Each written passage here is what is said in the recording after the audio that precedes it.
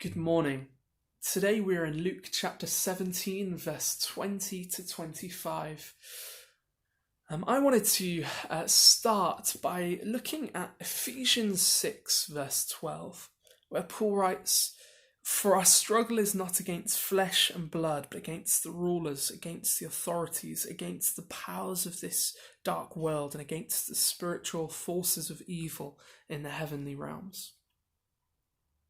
I think one of the areas in our lives that the enemy steals from us and causes havoc, but we don't really realize it, is around the area of being ready for Christ's return or our death, whatever comes first. Instead of seeking a readiness, we often view it with fear. That we should fear our death, that we should fear the return of Christ. He might come when we least expect it, which causes us deep fear. What if he comes just as we are sinning and we're caught in sin?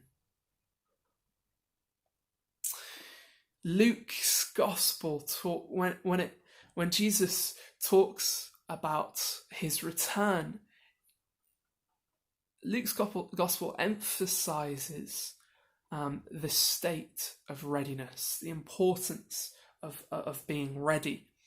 And actually, I think it's something that we don't really get. Nowadays, there have been many predictions that have been made about the end of the world.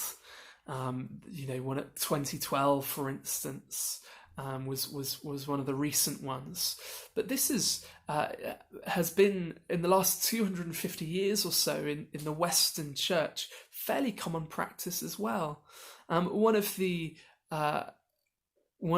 key figures, I think, is a man called William Miller.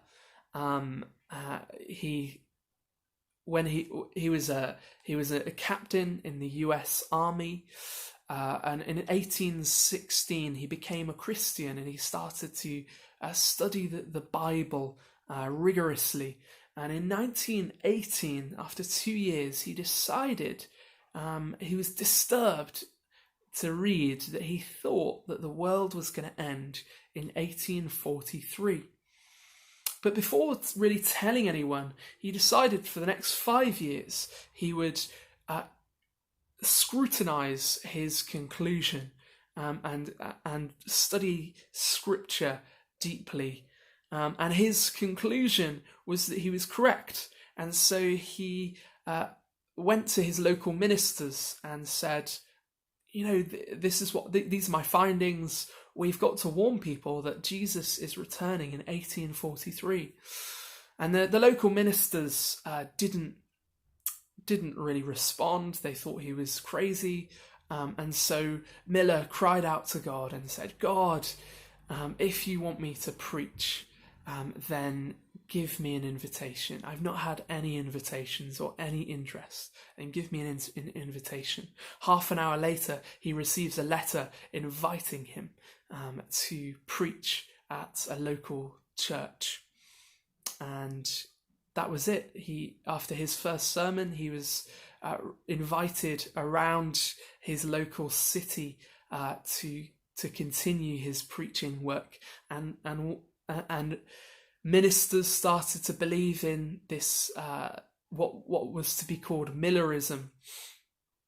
And obviously, when 1843 came round and around across America, millions of people had believed in this. They had not just thought, yes, that I believe in that's correct, but they were living their lives as though this was happening. Some sold property in order to spread the word that Jesus was coming.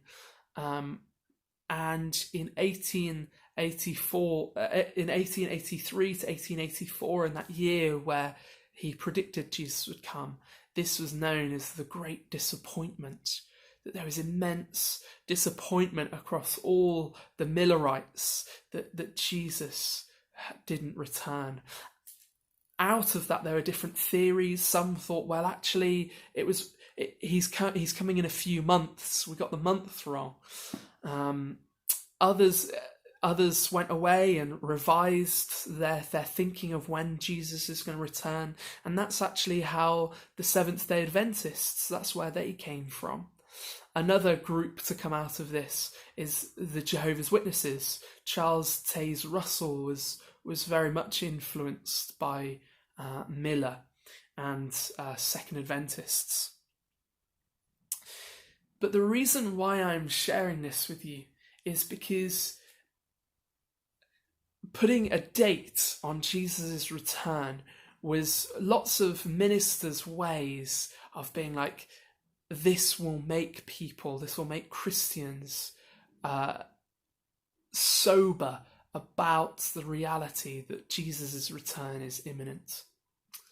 And I think that, I'm not saying that we should predict when Jesus is to return, because that Christ himself says that we can't do that.